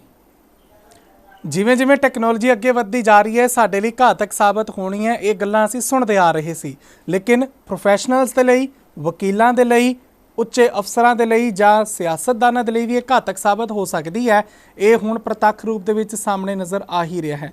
ਦਰਸ਼ਕਾਂ ਨੂੰ ਦੱਸ ਦਈਏ ਕਿ ਪੈਗਾਸਸ ਜਾਸੂਸੀ ਮਾਮਲੇ ਦੇ ਵਿੱਚ ਭਾਰਤ ਦੇ ਤਕਰੀਬਨ 300 ਲੋਕਾਂ ਦੇ ਨਾਮ ਸਾਹਮਣੇ ਆਏ ਸੀ, ਜਿਸ ਦੇ ਵਿੱਚ ਪੰਜਾਬ ਦੀ ਗੱਲ ਕਰੀਏ ਤਾਂ ਕੁਝ ਇੱਥੇ ਵਕੀਲਾਂ ਦੇ ਅਤੇ ਪੱਤਰਕਾਰਾਂ ਦੇ ਨਾਮ ਵੀ ਸਾਹਮਣੇ ਆਏ। ਜਗਦੀਪ ਸਿੰਘ ਜੀ, ਤੁਹਾਡੇ ਤੋਂ ਜਾਣਨਾ ਚਾਹਾਂਗੇ। ਜਗਦੀਪ ਸਿੰਘ ਜੀ, ਜਿਸ ਤਰੀਕੇ ਦੇ ਨਾਲ ਇਹ ਮਾਮਲਾ ਸਾਹਮਣੇ ਆਇਆ, ਤੁਹਾਨੂੰ ਕਦੇ ਮਹਿਸੂਸ ਹੋਇਆ ਕਿ ਹਾਂ ਤੁਹਾਡੇ ਫੋਨ ਦੇ ਉੱਤੇ ਕਿਸੇ ਤਰੀਕੇ ਦੇ ਮੈਸੇजेस, ਈਮੇਲਸ ਜ਼ਿਆਦਾ ਹੀ ਆਉਣੀਆਂ ਸ਼ੁਰੂ ਹੋ ਗਈਆਂ ਨੇ, ਜਾਂ ਤੁਹਾਨੂੰ ਲੱਗਾ ਕਿ ਤੁਹਾਡੇ ਫੋਨ ਦੇ ਵਿੱਚ ਕੋਈ ਖਰਾਬੀ, ਕੋਈ ਅਲੱਗ ਤੋਂ ਆਵਾਜ਼ ਆ ਰਹੀ ਹੋਏ? ਦੇਖੋ, ਮੈਨੂੰ ਕੋਈ ਮੈਸੇਜ ਤਾਂ ਆਉਂਦੇ ਸੀਗੇ, ਮਤਲਬ somebody is going to hack your phone, ਇਸ ਤਰ੍ਹਾਂ ਦੇ ਨਾਲ ਉਹ ਪ੍ਰੋਮੋਜ਼ ਆ ਜਾਂਦੇ ਸੀਗੇ ਕਿ ਸਾਡੀ ਫਾਇਰਵਾਲ ਇੰਸਟਾਲ ਕਰੋ ਜਾਂ ਫਿਰ ਸਾਡਾ ਐਂਟੀਵਾਇਰਸ ਇੰਸਟਾਲ ਕਰੋ। तो मैं समझा कि एड्स है वा प्रोमोज करके ये बंदे इस तरह कह रहे हैं कि तुहाडा फोन हैक हो रहा होण जा रहा, तो उन्होंने मैं इग्नोर कर दिता। मैनूं इन्ना सीगा कि वो मैं जिहड़े मैसेज आउंदे सीगे उन्होंने इग्नोर कर दिंदा सी, ये समझ के कि ये सिर्फ प्रोमोज हैगे आ फायरवाल ते एंटीवायरस दे। ये इन्ना सीगा बस, बाकी ज़्यादा मैनूं बाहला नहीं सीगा कोई हैगा कि मेरा कैमरा असैस हो सकदा या मेरा माइक्रोफोन असैस हो सकदा। जिहड़ा डाटा उहदे बारे तां आपां कर सकदे एक्सपैक्ट, पर इन्ना ज़्यादा माइक्रोफोन कैमरा वर्गियां गल्लां इन्ना ज़्यादा एक्सपैक्ट नहीं कर सकते। ਟੈਕਨੋਲੋਜੀ ਦੇ ਉੱਤੇ ਬੰਦਾ ਜਿੰਨਾ ਰਿਲਾਏ ਹੋ ਗਿਆ ਸੀ, ਹੁਣ ਤੁਹਾਨੂੰ ਲੱਗਦਾ ਕਿ ਇਹ ਸਾਰੀਆਂ ਚੀਜ਼ਾਂ ਜੇਕਰ ਘਾਤਕ ਸਾਬਤ ਹੋ ਰਹੀਆਂ ਨੇ, ਤੁਹਾਡੇ ਆਪਣੇ ਪ੍ਰੋਫੈਸ਼ਨ ਵਾਸਤੇ ਵੀ ਇਹ ਚੀਜ਼ਾਂ ਬਰਦਾਸ਼ਤ ਨਹੀਂ ਹੋ ਸਕਦੀਆਂ, ਕਿਉਂਕਿ ਤੁਹਾਡਾ ਇੱਕ ਆਪਣਾ ਕਰੀਅਰ ਹੈ, ਤੁਹਾਡਾ ਆਪਣਾ ਇੱਕ ਖਿੱਤਾ ਹੈ ਵਕਾਲਤ ਦਾ, ਜਿਸ ਦੇ ਵਿੱਚ ਅਸੀਂ ਵੇਖ ਚੁੱਕੇ ਹਾਂ ਕਿ ਵੱਖ-ਵੱਖ ਮੁੱਦਿਆਂ ਦੇ ਉੱਤੇ ਮਨੁੱਖੀ ਅਧਿਕਾਰਾਂ ਬਾਬਤ ਜਿਸ ਤਰੀਕੇ ਦੇ ਨਾਲ ਤੁਸੀਂ ਆਵਾਜ਼ ਬੁਲੰਦ ਕਰਦੇ ਹੋ ਜਾਂ ਹੱਕਾਂ ਦੀ ਰਾਖੀ ਦੇ ਲਈ ਲੋਕਾਂ ਦੇ ਨਾਲ ਖੜਦੇ ਹੋ। ਅਸੀਂ ਖਾਲੜਾ ਮਿਸ਼ਨ ਦੀ ਗੱਲ ਕਰ ਲਈਏ, ਸਾਲ 2008 ਤੋਂ ਜਿਵੇਂ ਤੁਸੀਂ ਦੱਸ ਰਹੇ ਸੀ ਕਿ ਤੁਸੀਂ ਨਾਲ ਜੁੜੇ ਹੋ, ਇਹ ਸਾਰੀਆਂ ਚੀਜ਼ਾਂ ਤੁਹਾਨੂੰ ਕਿੱਥੇ ਨਜ਼ਰ ਆਇਆ, ਮਹਿਸੂਸ ਹੋਇਆ ਕਿ ਕੁਝ ਨਾ ਕੁਝ ਇਫੈਕਟ ਜ਼ਰੂਰ ਹੋਇਆ ਹੋਏਗਾ? ਦੇਖੋ, ਕੋਈ ਵੀ ਜਥੇਬੰਦੀ ਕੰਮ ਕਰਦੀ ਹੈ ਜਾਂ ਕੋਈ ਵੀ ਆਰਗੇਨਾਈਜੇਸ਼ਨ ਕੰਮ ਕਰਦੀ ਹੈ, ਉਹਦੀ ਆਪਣੀ ਕੰਮ ਕਰਨ ਦੀ ਇੱਕ ਸਟ੍ਰੈਟਜੀ ਹੁੰਦੀ ਹੈ, ਇੱਕ ਪਾਲਿਸੀ ਹੁੰਦੀ ਹੈ। ਉਹਨਾਂ ਨੇ ਆਪਣਾ ਨੈਕਸਟ ਕੀ ਕਰਨਾ, ਮਤਲਬ ਕੀ ਨਹੀਂ ਕਰਨਾ, ਕਿਵੇਂ ਕਰਨਾ, ਉਹ ਸਾਰਾ ਅੱਜ ਕੱਲ੍ਹ ਜਿਹੜਾ ਟੈਲੀਕਾਮ ਦੇ ਥਰੂ ਕਮਿਊਨੀਕੇਟ ਹੁੰਦਾ, ਕਿਉਂਕਿ ਜਿਹੜੀ ਫਿਜ਼ੀਕਲ ਮੀਟਿੰਗਸ ਆ ਉਹਦਾ ਕੰਮ ਜਿਹੜਾ ਘਟਦਾ ਜਾ ਰਿਹਾ, ਤੇ ਇਸ ਤਰ੍ਹਾਂ ਟੈਲੀਕਾਮ ਜਿਹੜਾ ਵਾਈਜ਼ ਉਹ ਕੰਮ ਵੱਧਦਾ ਜਾ ਰਿਹਾ। ਔਰ ਆਪਾਂ 21ਵੀਂ ਸਦੀ ਦੀ ਲੋਕਤੰਤਰ ਦੇ ਵਿੱਚ ਹੈਗੇ ਆ, 21st ਸੈਂਚੁਰੀ ਡੈਮੋਕ੍ਰੇਸੀ ਆ, ਪਰ ਕਿੰਨੀ ਸ਼ਰਮ ਵਾਲੀ ਗੱਲ ਆ ਕਿ 21st ਸੈਂਚੁਰੀ ਡੈਮੋਕ੍ਰੇਸੀ ਵਿੱਚ ਰੂਲ ਆਫ ਲਾਅ, ਜਿਹਦੀ ਕਿ ਦੁਹਾਈ ਹਮੇਸ਼ਾ ਸਰਕਾਰ ਪਾਉਂਦੀ ਆ, ਜਿਹਦੀ ਦੁਹਾਈ ਹਮੇਸ਼ਾ ਮਨੂਵਾਦੀਏ ਪਾਉਂਦੇ ਨੇ ਕਿ ਰੂਲ ਆਫ ਲਾਅ ਹੋਣਾ ਚਾਹੀਦਾ, ਉਹ ਰੂਲ ਆਫ ਲਾਅ ਸਿਰਫ ਜਿਹੜੇ ਆ ਸਿਟੀਜ਼ਨ ਵਾਸਤੇ ਹੈਗਾ, ਉਹ ਸਰਕਾਰ ਵਾਸਤੇ ਨਹੀਂ ਹੈਗਾ। ਜਿਹੜਾ ਰਾਈਟ ਟੂ ਪ੍ਰਾਈਵੇਸੀ ਸਾਨੂੰ ਕਨਸਟੀਟਿਊਸ਼ਨ ਰਾਈਟ ਮਿਲਿਆ ਆ, ਰਾਈਟ ਟੂ ਲਾਈਫ ਸਾਨੂੰ ਕਨਸਟੀਟਿਊਸ਼ਨ ਰਾਈਟ ਮਿਲਿਆ, ਜਿਹਦੇ ਵਿੱਚ ਕਵਰ ਹੁੰਦਾ। ਇਸ ਕਰਕੇ ਸਾਨੂੰ ਇਹ ਚੀਜ਼ਾਂ ਸਾਡੀਆਂ ਪ੍ਰਾਈਵੇਸੀ, ਇਹ ਸਾਡਾ ਰਾਈਟ ਆ, ਔਰ ਇਹਨੂੰ ਵਾਇਲੇਟ ਕਰ ਰਹੀ ਹੈ ਸਰਕਾਰ। ਇਸ ਤੋਂ ਵੱਧ ਨਿੰਦਣਯੋਗ ਗੱਲ ਕੋਈ ਹੋ ਨਹੀਂ ਸਕਦੀ, ਬਹੁਤ ਨਿੰਦਣਯੋਗ ਗੱਲ ਹੈ। ਔਰ ਬਾਕੀ ਟੈਕਨੋਲੋਜੀ ਤਾਂ ਜਿਹੜੀ ਆਉਂਦੀ ਹੈ ਉਹ ਤਾਂ ਦਿਨੋਂ ਦਿਨ ਵੱਧਦੀ ਜਾ ਰਹੀ ਹੈ, ਆਈ ਜਾ ਰਹੀ ਹੈ। ਜੇ ਉਹਦਾ ਕੁਦਰਤ ਦਾ ਇੱਕ ਨਿਯਮ ਹੈ ਕਿ ਕਿਸੇ ਵੀ ਮਟੀਰੀਅਲ ਦੀ ਖੋਜ ਦੇ ਵਿੱਚ ਜਿਹੜਾ ਹੈਗਾ ਉਹ ਇਨਵੈਂਸ਼ਨ ਹੋਣੀ ਹੈ, ਡਿਸਕਵਰੀ ਹੋਣੀ ਹੈ। ਡੈਮੋਕ੍ਰੇਸੀ ਦੇ ਵਿੱਚ ਸਰਕਾਰ ਜਿਹੜੇ ਮਰਜ਼ੀ ਹੱਥਕੰਡੇ ਅਪਣਾਏ, ਸਟੇਟ ਦੇ ਹੱਥ ਦੇ ਵਿੱਚ ਜਿਹੜੀਆਂ ਤਾਕਤਾਂ ਨੇ ਉਹ ਸਾਰਿਆਂ ਦਾ ਪ੍ਰਯੋਗ ਕੀਤਾ ਜਾਂਦਾ ਹੈ। ਬਤੌਰ ਵਕੀਲ ਤੁਹਾਨੂੰ ਕਿੱਥੇ ਲੱਗਾ ਕਿ ਹਾਂ ਹੁਣ ਤੁਹਾਡਾ ਵੀ ਕੋਈ ਹੱਕ ਬਣਦਾ ਆਪਣੀ ਆਵਾਜ਼ ਬੁਲੰਦ ਕਰਨ ਦਾ? ਹਾਂਜੀ, ਮਤਲਬ ਅਸੀਂ ਜਿਹੜਾ ਹੈਗਾ ਇਹਦੇ ਵਿੱਚ, ਕਿਉਂਕਿ ਅਸੀਂ ਕੋਈ ਇਲੀਗਲ ਐਕਟੀਵਿਟੀ ਤਾਂ ਕਰਦੇ ਨਹੀਂ ਆ, ਸਾਡਾ ਜੋ ਵੀ ਪ੍ਰੋਗਰਾਮ ਆ ਸਾਡਾ ਓਪਨ ਆ, ਜਿਹੜੀ ਅਸੀਂ ਗੱਲ ਕਰਦੇ ਆ ਉਹ ਸਾਡੀ ਪ੍ਰਤੱਖ ਹੁੰਦੀ ਹੈ, ਤੇ ਇਸ ਕਰਕੇ ਸਾਨੂੰ ਕੋਈ ਡਰ ਨਹੀਂ ਹੈ, ਸਾਨੂੰ ਕੋਈ ਖਤਰਾ ਨਹੀਂ ਹੈ। ਤੇ ਪਰ ਇੰਨਾ ਕਿ ਅਸੀਂ ਇੱਕ ਮੀਟਿੰਗ ਕਰਾਂਗੇ ਇਹਦੇ ਰਿਗਾਰਡਿੰਗ, ਆਪਣਾ ਸਰਦਾਰ ਮੰਝਪੁਰ ਸਾਹਿਬ ਨੇ ਤੇ ਹੀਰਾ ਸਾਹਿਬ ਨੇ ਤੇ ਇੱਕ ਆਪਣਾ ਭੁਪਿੰਦਰ ਸਿੰਘ ਸੱਜਣ ਨੇ, ਅਸੀਂ ਇੱਕ ਮੀਟਿੰਗ ਕਰਕੇ ਤੇ ਫਿਰ ਅਸੀਂ ਫਰਦਰ ਲੀਗਲ ਐਕਸ਼ਨ ਬਾਰੇ ਜਿਹੜਾ ਸੋਚਾਂਗੇ ਕਿ ਕਿੰਨੇ ਦੀ ਕ੍ਰਿਮੀਨਲ ਲਾਇਬਿਲਿਟੀ ਫਿਕਸ ਕਰਨੀ ਹੈ ਕਿ ਜਾਂ ਸਿਵਲ ਲਾਇਬਿਲਿਟੀ ਫਿਕਸ ਕਰਨੀ ਹੈ। ਜਿਵੇਂ ਮੰਝਪੁਰ ਸਾਹਿਬ ਨੇ ਬੀਤੇ ਦਿਨ ਅਕਾਲ ਚੈਨਲ ਦੇ ਨਾਲ ਖਾਸ ਗੱਲਬਾਤ ਕਰਦਿਆਂ ਹੋਇਆਂ ਦੱਸਿਆ ਸੀ ਕਿ ਉਹਨਾਂ ਦੇ ਕਈ ਕੇਸਿਸ ਹੁਣ ਉਹਨਾਂ ਨੂੰ ਮਹਿਸੂਸ ਹੁੰਦਾ ਹੈ ਕਿ ਜੋ ਕੁਝ ਤਿਆਰੀ ਉਹ ਕਰਦੇ ਸੀ ਤੇ ਅਗਲੇ ਦਿਨ ਕੁਝ ਹੋਰ ਹੀ ਹੋ ਜਾਂਦਾ ਸੀ। ਭਾਵ ਕਿ ਜੇਕਰ ਉਹਨਾਂ ਨੇ ਸੋਚਿਆ ਕਿ ਕਿਸੇ ਵਿਅਕਤੀ ਨੂੰ ਜੇਲ੍ਹ ਤੋਂ ਕੱਲ੍ਹ ਬੇਲ ਮਿਲ ਜਾਣੀ ਹੈ, ਉਸ ਤੋਂ ਪਹਿਲਾਂ ਹੀ 2 ਹੋਰ ਨਵੇਂ ਕੇਸ ਉਸ ਦੇ ਉੱਤੇ ਠੋਕ ਦਿੱਤੇ ਜਾਂਦੇ ਸੀ ਤਾਂ ਕਿ ਉਹ ਜੇਲ੍ਹ ਤੋਂ ਬਾਹਰ ਨਾ ਆ ਸਕੇ। ਕਿ ਤੁਹਾਡੇ ਨਾਲ ਵੀ ਤੁਹਾਡੇ ਕਿਸੇ ਕੇਸ ਦੇ ਵਿੱਚ ਅਜਿਹਾ ਐਕਸਪੀਰੀਅੰਸ ਤੁਸੀਂ ਕੀਤਾ? ਹਾਂਜੀ, ਦੇਖੋ ਮੈਨੂੰ ਕੋਈ ਪਰਟੀਕੂਲਰ ਕੇਸ ਤਾਂ ਯਾਦ ਨਹੀਂ, ਪਰ ਇਸ ਤਰ੍ਹਾਂ ਕਈ ਵਾਰ ਹੁੰਦਾ ਕਿ ਜਿਹੜਾ ਜਿਹਨੂੰ ਸਟੇਟ ਬਾਹਰ ਨਹੀਂ ਦੇਖਣਾ ਚਾਹੁੰਦੀ, ਜਿਹਦੀ ਪਰਸਨਲ ਲਿਬਰਟੀ ਕਰਟੇਲ ਕਰਦੀ ਹੈ ਸਟੇਟ, ਉਹ ਫਿਰ ਬਾਰ-ਬਾਰ ਉਹਨੂੰ ਇਲੀਗਲੀ ਡਿਟੇਨ ਕਰਦੀ ਆ, ਭਾਵੇਂ ਉਹ ਦੂਜੇ ਕੇਸ ਪਾ ਕੇ ਡਿਟੇਨ ਕਰੇ ਤੇ ਭਾਵੇਂ ਉਹ ਹੋਰ ਕਿਸੇ ਇਲੀਗਲ ਡਿਟੈਂਸ਼ਨ ਕਰੇ। ਇਸ ਕਰਕੇ ਇਸ ਤਰ੍ਹਾਂ ਦਾ ਮੈਨੂੰ ਕੋਈ ਪਾਰਟਿਕੂਲਰ ਕੇਸ ਤਾਂ ਯਾਦ ਨਹੀਂ, ਪਰ ਮਨਪੁਰ ਸਾਹਿਬ ਬਿਲਕੁਲ ਸਹੀ ਕਹਿ ਰਿਹਾ। ਕਈ ਵਾਰ ਇਸ ਤਰ੍ਹਾਂ ਹੋ ਜਾਂਦਾ ਕਿ ਜਿਹੜੇ ਦੋਸ਼ੀਆਂ ਨੂੰ ਅਸੀਂ ਜਿਹੜਾ ਉਹ ਸਾਡੇ ਭਾਈ ਨਰੈਣ ਸਿੰਘ ਚੌੜਾ ਰਹੇ ਨੇ, ਉਹਨਾਂ ਦੇ ਉੱਪਰ ਵੀ ਇਸ ਤਰ੍ਹਾਂ ਹੁੰਦਾ ਸੀ, ਇੱਕ ਕੇਸ ਖਤਮ ਹੁੰਦਾ ਸੀ, ਦੂਜਾ ਕੇਸ ਉਸੇ ਵੇਲੇ ਪਾ ਦਿੰਦੇ ਸੀ। ਹੁਣ ਅਸੀਂ ਉਹ ਪੁਲਿਸ ਦੇ ਖਿਲਾਫ ਜਿਹੜਾ ਕੇਸ ਫਾਈਲ ਕੀਤਾ ਹੋਇਆ, ਜਿਹੜਾ ਉਹਨਾਂ ਤੇ ਇੱਕ ਵੈਰੋਵਾਲ ਥਾਣੇ ਵਿੱਚ ਕੀਤਾ ਹੋਇਆ ਸੀ। ਬਿਲਕੁਲ, ਜਿਸ ਤਰੀਕੇ ਦੇ ਨਾਲ ਇਹਨਾਂ ਕੇਸਾਂ ਦੀ ਅਸੀਂ ਗੱਲ ਕਰ ਰਹੇ ਹਾਂ, ਇਹਨਾਂ ਮੁਕੱਦਮਿਆਂ ਦੀ ਅਸੀਂ ਗੱਲ ਕਰ ਰਹੇ ਹਾਂ, ਜ਼ਰੂਰ ਸਾਨੂੰ ਇਹਨਾਂ ਚੀਜ਼ਾਂ ਵੱਲ ਧਿਆਨ ਦੇਣਾ ਚਾਹੀਦਾ ਕਿ ਜਿਸ ਸਮੇਂ ਮਨੁੱਖੀ ਅਧਿਕਾਰਾਂ ਦਾ ਘਾਣ ਹੋ ਰਿਹਾ ਕਿ ਇਹ ਸਾਰੀ ਚੀਜ਼ਾਂ ਇਸ ਦੇ ਵਿੱਚ ਆਉਂਦੀਆਂ ਵੀ ਨੇ। ਵਕੀਲਾਂ ਦਾ ਪ੍ਰੋਫੈਸ਼ਨ ਸਾਫ਼ ਤੌਰ ਦੇ ਉੱਤੇ ਹੈਗਾ ਆਪਣੇ ਸਰੋਤ ਦੇ ਜ਼ਰੀਏ ਕਿਸੇ ਵੀ ਤਰੀਕੇ ਦੇ ਨਾਲ ਸੋਰਸਿਸ ਦੇ ਨਾਲ ਗੱਲਬਾਤ ਕਰਕੇ ਫੈਕਟਸ ਦੇ ਆਧਾਰ ਦੇ ਉੱਤੇ ਅਦਾਲਤਾਂ ਦੇ ਵਿੱਚ ਦਲੀਲਾਂ ਦੇਣੀਆਂ, ਤੇ ਅਦਾਲਤ ਵੀ ਇਹ ਚੀਜ਼ ਨੂੰ ਮੰਨਦੀ ਹੈ ਕਿ ਹਾਂ ਵਕੀਲਾਂ ਦੇ ਜਿਹੜੇ ਸੋਰਸਿਸ ਨੇ ਉਹ ਲੁਕੇ ਹੋਏ ਵੀ ਰਹਿ ਸਕਦੇ ਨੇ। ਜ਼ਰੂਰੀ ਨਹੀਂ ਹੈ ਕਿ ਸਾਹਮਣੇ ਆ ਕੇ ਹਰ ਚੀਜ਼ ਰੱਖੀ ਜਾਏ। ਕਿ ਤੁਹਾਨੂੰ ਇੰਜ ਲੱਗਦਾ ਕਿ ਜੇਕਰ ਅਜਿਹੀ ਜਸੂਸੀ ਹੋਈ ਹੈ ਤਾਂ ਉਸ ਦੇ ਵਿੱਚ ਸਟੇਟ ਇਨਵੋਲਵ ਹੋ ਸਕਦੀ ਹੈ? ਨਹੀਂ, ਦੇਖੋ ਸਟੇਟ ਇਨਵੋਲਵ ਨਹੀਂ ਹੋ ਸਕਦੀ, ਸਟੇਟ ਇਨਵੋਲਵ ਹੈ ਇਹਦੇ 'ਚ। ਡਾਇਰੈਕਟਰੀ ਇੰਡੀਅਨ ਗੌਰਨਮੈਂਟ ਦੀਆਂ ਏਜੰਸੀਜ਼, ਰॉ, ਆਈਬੀ ਤੇ ਦੂਜੀਆਂ ਸਟੇਟ ਏਜੰਸੀਜ਼ ਜਿਹੜੀਆਂ ਉਹ ਇਨਵੋਲਵ ਹੈਗੀਆਂ। ਕਿਉਂਕਿ ਕੋਈ ਵੀ ਸਟੇਟ ਜਿਹੜੀ ਹੈ ਨਾ, ਕੋਈ ਵੀ ਇੱਕ ਸਟੇਟ ਜਿਹੜੀ ਆ ਉਹ ਇੱਕ ਪਾਲਿਸੀ ਦੇ ਤਹਿਤ ਚੱਲਦੀ ਹੈ, ਜਿਹਨੂੰ ਆਪਾਂ ਸਟੇਟ ਪਾਲਿਸੀ ਕਹਿ ਦਿੰਦੇ ਹਾਂ। ਤੇ ਉਸ ਪਾਲਿਸੀ ਨੂੰ ਘੜਦੀਆਂ ਨੇ ਉਹਦੀਆਂ ਏਜੰਸੀਆਂ। ਜਿਸ ਤਰ੍ਹਾਂ ਅਜੀਤ ਡੋਭਾਲ ਵਰਗੇ ਹੋਰ ਵੀ ਕਈ ਬਹੁਤ ਸਾਰੇ ਲੋਕ ਨੇ ਜਿਹੜੇ ਕਹਿੰਦੇ ਕਿ ਪੋਲੀਟੀਸ਼ੀਅਨ ਜਿਹੜੇ ਆ ਉਹਨਾਂ ਨੇ ਕਿਸ ਤਰ੍ਹਾਂ ਐਕਟ ਕਰਨਾ। ਇਸ ਕਰਕੇ ਸਰਕਾਰਾਂ ਜਿਹੜੀਆਂ ਉਹ ਏਜੰਸੀਆਂ ਹੀ ਸਰਕਾਰਾਂ ਚਲਾਉਂਦੀਆਂ ਵਾ, ਇਹਦੇ 'ਚ ਕੋਈ ਸ਼ੱਕ ਨਹੀਂ ਹੈਗਾ। ਜਿਹੜੀ ਸਰਕਾਰ ਉਹ ਤੱਕ ਪੱਪਟ ਬਣ ਜਾਂਦੇ ਆ, ਜਦੋਂ ਜਿਹੜੇ ਜਿਹੜਾ ਹੁਕਮਰਾਨ ਜਿਹੜਾ ਰਾਜਾ ਹੁੰਦਾ ਉਹ ਤੱਕ ਪੱਪਟ ਬਣ ਜਾਂਦਾ। ਜਿਸ ਤਰ੍ਹਾਂ ਗੁਰੂ ਸਾਹਿਬਾਨ ਦੇ ਟਾਈਮ ਕਾਜ਼ੀਆਂ ਕੋਲੋਂ ਫਤਵੇ ਲਾਉਂਦੇ ਸੀਗੇ, ਇਸੇ ਤਰੀਕੇ ਨਾਲ ਉਹ ਅੱਜ ਕੱਲ੍ਹ ਜੱਜਾਂ ਦੇ ਕੋਲੋਂ ਆਪਣੇ ਉਹ ਜਿਹੜੀ ਸਟੇਟ ਦੀ ਪਾਲਿਸੀ ਆ ਉਹ ਸਾਰੀ ਜਿਹੜੀ ਹੈਗੀ ਆ ਉਹ ਏਜੰਸੀਜ਼ ਘੜਦੀਆਂ ਨੇ, ਉਹ ਹੀ ਡਿਸਾਈਡ ਕਰਦੀਆਂ ਕਿ ਸਟੇਟ ਨੂੰ ਕਿਸ ਤਰ੍ਹਾਂ ਚਲਾਉਣਾ, ਉੱਥੋਂ ਦੀਆਂ ਮਾਈਨੋਰਿਟੀਜ਼ ਨੂੰ ਕਿਸ ਤਰ੍ਹਾਂ ਦਬਾ ਕੇ ਰੱਖਣਾ, ਕਿਸ ਤਰ੍ਹਾਂ ਆਪਣਾ ਲੋਕਾਂ ਦੀ ਲੁੱਟ ਤੇ ਕੁੱਟ ਕਰਨੀ ਆ, ਲੋਕਾਂ ਨੂੰ ਕਿਵੇਂ ਅਨਪੜ੍ਹ ਰੱਖਣਾ ਵਾ, ਤਾਂ ਜੋ ਉਹ ਸਾਰੇ ਹਮੇਸ਼ਾ ਜਿਹੜੀ ਆ ਉਹ ਸਟੇਟ ਦੀ ਇੱਛਾ ਦੇ ਅਨੁਸਾਰ ਚੱਲਦੇ ਰਹਿਣ। ਕਿਹੜੇ ਮੁੱਦੇ ਉੱਭਰਨੇ ਚਾਹੀਦੇ ਨੇ ਉਹ ਵੀ ਆਪਣਾ ਮੇਨ ਸਟ੍ਰੀਮ ਮੀਡੀਆ ਦੇ ਥਰੂ ਜਿਹੜੇ ਆ ਉਹ ਮੁੱਦੇ ਉਭਾਰਦੇ ਨੇ, ਤੇ ਕਿਹੜੇ ਉਹੀ ਅਖਬਾਰਾਂ 'ਚ ਆਉਂਦੇ ਨੇ। ਤੇ ਲੋਕੀ ਉਹੀ ਜਿਹੜਾ ਜਿਹਨੂੰ ਆਪਾਂ ਅੱਜ ਕੱਲ੍ਹ ਜਿਵੇਂ ਰਾਸ਼ਟਰਵਾਦ ਦਾ ਮੁੱਦਾ ਹੈ, ਫਾਸਿਜ਼ਮ ਦਾ ਜਿਹੜਾ ਮੁੱਦਾ ਹੈ, ਉਹ ਜਿਹੜਾ ਆਪਣਾ ਇੱਕ ਪੈਦਾ ਕੀਤਾ ਜਾ ਰਿਹਾ ਤਾਂ ਜੋ ਦੂਜੇ ਮੁੱਦੇ ਜਿਹੜੇ ਆ ਉਹ ਛੁਪ ਜਾਣ। ਇਸ ਕਰਕੇ ਇਹ ਸਾਰਾ ਕੁਛ ਜਿਹੜਾ ਨਾ ਸਟੇਟ ਪਾਲਿਸੀ, ਜਿਸ ਤਰ੍ਹਾਂ ਕਿ ਏਜੰਸੀਜ਼ ਕੀ ਕਰਦੀਆਂ, ਜਿਸ ਤਰ੍ਹਾਂ ਕੋਈ ਸਮਗਲਿੰਗ ਹੋ ਰਹੀ ਆ ਉਹਦੇ ਵਿੱਚ 2-3 ਖੇਪਾਂ ਮੰਨ ਲਓ ਕਿ ਕੰਸਾਈਨਮੈਂਟ ਜਿਹੜੀਆਂ ਹੈਗੀਆਂ ਉਹ ਅਲਾਓ ਕਰ ਦਿੰਦੇ ਨੇ, ਤੇ ਪੰਜਵੀਂ ਕੰਸਾਈਨਮੈਂਟ ਜਿਹੜੀ ਆ ਉਹ ਕਰ ਲੈਂਦੇ ਨੇ, ਰਿਕਵਰ ਕਰ ਲੈਂਦੇ ਨੇ, ਫੜ ਲੈਂਦੇ ਨੇ। ਔਰ ਇੱਥੋਂ ਉਹਨਾਂ ਸੱਚੇ ਹੋ ਜਾਂਦੇ ਨੇ ਕਿ ਦੇਖੋ ਅਸੀਂ ਕੰਮ ਵੀ ਕਰ ਰਹੇ ਹਾਂ, ਪਰ ਬਾਕੀ ਦੇ ਜਿਹੜਾ ਉਹ ਇਨਵੋਲਵ ਹੁੰਦੇ ਆ। ਇਹ ਸਟੇਟ ਏਜੰਸੀਜ਼ ਜਿਹੜੀਆਂ ਹੈਗੀਆਂ ਇਹ ਪੂਰੀ ਤਰ੍ਹਾਂ ਇਨਵੋਲਵ ਹੁੰਦੀਆਂ ਸਰਕਾਰ ਨੂੰ ਚਲਾਉਣ ਦੇ ਵਿੱਚ, ਤੇ ਇਹ ਸਾਂਠ ਗਾਂਠ ਦੇ ਨਾਲ ਚੱਲਦੇ ਆ। ਜਿਹੜੀ ਗੌਰਨਮੈਂਟ ਹੁੰਦੀ ਆ, ਸਰਕਾਰ ਦੇ ਪੋਲੀਟੀਸ਼ੀਅਨ ਹੁੰਦੇ ਆ, ਜਿਹੜਾ PM ਆ, ਪ੍ਰੈਜ਼ੀਡੈਂਟ ਆ, ਉਹ ਸਾਰੇ ਜਿਹੜੇ ਆ ਇਹ ਸਟੇਟ ਪਾਲਿਸੀ ਦੇ ਤਹਿਤ ਹੀ ਚੱਲਦੇ ਆ। ਬਿਲਕੁਲ, ਜਸੂਸੀ ਦੇ ਤਰੀਕੇ ਬਦਲੇ ਜਾ ਚੁੱਕੇ ਨੇ ਪਿਛਲੇ 2 ਦਹਾਕਿਆਂ ਦੇ ਵਿੱਚ। ਜੇਕਰ ਅਸੀਂ ਵੇਖੀਏ, ਇੱਕ ਸਮਾਂ ਹੁੰਦਾ ਸੀ ਡਿਟੈਕਟਿਵ ਇੱਕ ਹਾਇਰ ਕੀਤਾ ਜਾਂਦਾ ਸੀ, ਇੱਕ ਬੰਦੇ ਪਿੱਛੇ ਲਾ ਦਿੱਤਾ ਜਾਂਦਾ ਸੀ, ਤਸਵੀਰਾਂ ਖਿੱਚੀਆਂ ਜਾਂਦੀਆਂ ਸੀ, ਅਸੀਂ ਫਿਲਮਾਂ ਦੇ ਵਿੱਚ ਇਸ ਕਦਰ ਕੁਝ ਦੇਖਦੇ ਰਹੇ ਹਾਂ। ਫਿਰ ਉਸ ਤੋਂ ਬਾਅਦ ਏਜੰਸੀਆਂ ਬਣੀਆਂ, ਏਜੰਸੀਆਂ ਦੇ ਸੈੱਲ ਬਣੇ, ਸਲੀਪਰ ਸੈੱਲ ਬਣੇ, ਤੇ ਹੁਣ ਇਸ ਵੇਲੇ ਸਿਰਫ ਟੈਕਨੋਲੋਜੀ ਹੀ ਕਾਫੀ ਹੈ। ਜਗਦੀਪ ਸਿੰਘ ਜੀ, ਤੁਹਾਡੇ ਤੋਂ ਇਹ ਜਾਣਨਾ ਚਾਹਾਂਗੇ, ਜਦ ਤੁਹਾਨੂੰ ਪਤਾ ਲੱਗਾ ਕਿ ਇਸ ਸੂਚੀ ਦੇ ਵਿੱਚ ਤੁਹਾਡਾ ਨਾਮ ਹੈ, ਕਿ ਪਰਿਵਾਰ ਦੀ ਸਿਕਿਉਰਿਟੀ ਨੂੰ ਲੈ ਕੇ ਵੀ ਮਨ ਦੇ ਵਿੱਚ ਕਦੇ ਕੋਈ ਵਿਚਾਰ, ਕਦੇ ਖਿਆਲ ਆਇਆ? ਨਹੀਂ, ਦੇਖੋ ਅਸੀਂ ਜਿਵੇਂ ਮੈਂ ਪਹਿਲਾਂ ਹੀ ਜ਼ਿਕਰ ਕਰ ਚੁੱਕਾ ਕਿ ਇਹ ਚੀਜ਼ਾਂ ਸਾਡੇ ਇੱਕ ਲਾਈਫ ਦਾ ਕਲਚਰ ਬਣ ਚੁੱਕਾ। ਈਵਨ ਕਿ ਜਿਹੜਾ ਵਾਇਰ ਨੇ ਵੀ ਕੀਤਾ ਹੋਇਆ ਐਮਨੈਸਟੀ ਇੰਟਰਨੈਸ਼ਨਲ ਤੇ ਫੋਰਬਿਡਨ ਸਟੋਰੀਜ਼ ਦੇ ਨਾਲ ਮਿਲ ਕੇ, ਉਹਦੇ ਵਿੱਚ ਉਹਨਾਂ 10 ਕੰਟਰੀਜ਼ ਦਾ ਜਿਹੜਾ ਵਾ ਉਹ ਡਾਟਾ ਇਕੱਠਾ ਕੀਤਾ ਗਾ। ਸੋ ਇਹ ਪ੍ਰੋਬਲਮ ਜਿਹੜੀ ਆ ਉਹ ਵੈਸਟ ਦੇ ਕੰਟਰੀਜ਼ ਵੱਲ ਵੀ ਆ ਰਹੀ ਆ, ਔਰ ਜਿਹੜੇ ਏਸ਼ੀਅਨ ਕੰਟਰੀਜ਼ ਆ ਉੱਥੇ ਆ ਰਹੀ, ਵਰਲਡ ਵਾਈਡ ਹੀ ਇਹ ਪ੍ਰੋਬਲਮ ਆ ਰਹੀ ਆ। ਔਰ ਇਸ ਕਰਕੇ ਇਹ ਸਰਕਾਰਾਂ ਦੀ ਇੱਕ ਜਿਹਨੂੰ ਕਹਿ ਲਓ ਕਿ ਇੱਕ ਉਹਨਾਂ ਨੇ ਆਪਣਾ ਇੱਕ ਆਮ ਜੀ ਗੱਲ ਬਣ ਗਈ ਹੋਈ ਆ ਵੀ ਜਿਹੜੀ ਟੈਪਿੰਗ, ਹੈਕਿੰਗ ਇੱਕ ਆਮ ਗੱਲ ਬਣ ਗਈ ਹੋਈ ਆ।